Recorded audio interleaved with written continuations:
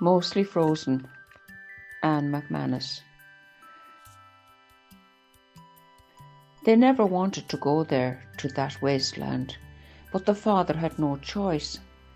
He was a research scientist in a government job. You got your orders and you went. At first he thought it would be better if his wife and family remained in America, but she insisted they must be together, that she and the children would miss him too much. After a year she had given up on the place, finding the coldness and the isolation too much to bear. The father, being a philosophical sort, did not blame her, coming as she did from California. While his wife's decision saddened him, he respected it.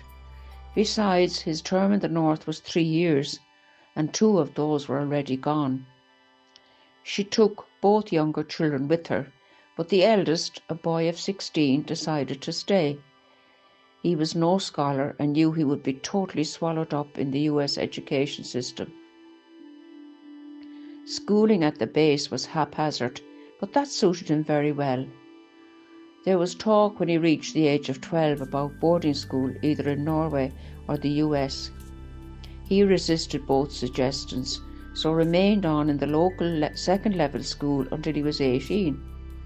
But the boy's life was outdoors among the Eskimos and their dogs. God, he loved those animals. He even had 3 of his own. He had always wanted a dog, but there never seemed to be a right time when they lived in America.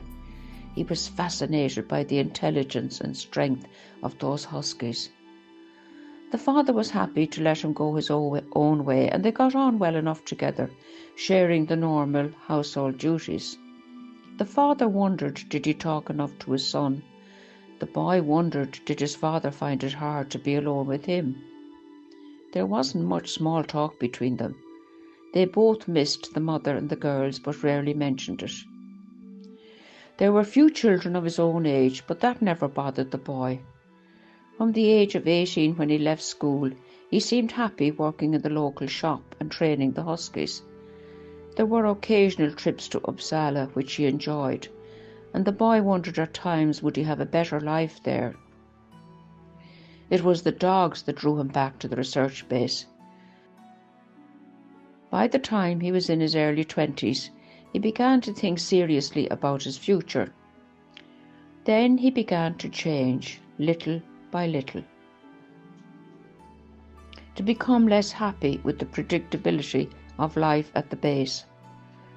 This change was so gradual that the father failed to notice until the boy took to making trips to Norway, Finland or Sweden more often than usual.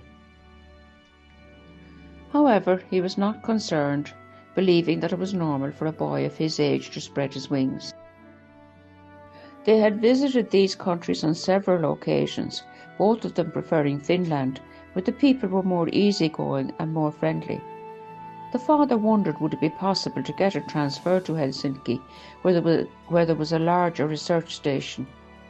He did not mention this to the boy in case it didn't happen. When the boy had left on one of his trips, his father was astonished to see his son's bedroom tidied, the bed neatly made, everything picked up, instead of the usual clutter. Then he saw an envelope propped up prominently on the pillow. It was addressed Dad. With the worst possible premonition, he opened the envelope with trembling hands. It began, "By the time you get this, I will be on my way to Uppsala. I really hope you won't be too disappointed that I didn't tell you about my plans. The words just wouldn't come. I've given a lot of thought to how I see my life as it is here, and how it could be. Up to a year or so ago I was happy to go from day to day, but lately I began to think more about my future. I did think about joining Mum and the girls in California, but decided against that idea, as I would simply be tying myself to what Mum believed would be the best for me, and you know that would mean going the academic route. Can you imagine me as a third level student? So not right for me. Anyway, Dad, unbroken sunshine in California would be worse than the frozen north. Actually, I like the life here in many ways, and as you know, the dogs are a big part of it. But it's just the monotony began to get to me. That and the isolation. You would probably smile when you read what I'm going to do. I've gotten myself a job in Santa Claus's factory in Espoo, near Helsinki. The last time I was there, I saw the ad on TV, applied, and I'm now on my way. You know I'm good with my hands, so I guess I'll be able to learn pretty quickly. I know Mum won't be too happy about this, but I know it's the right thing for me to make a career of my own. Who knows? I may become Santa's chief designer someday. That's if I don't decide to move on. You're the best dad anyone could have, and I will miss you. We got on real well together, didn't we? Thanks for all you've done for me and for being so patient most of the time. Don't worry about me. I promise to keep in touch with Mom and the girls. Lots and lots of bear hugs. Jamie. Gradually, the father began to smile and then laughed outright.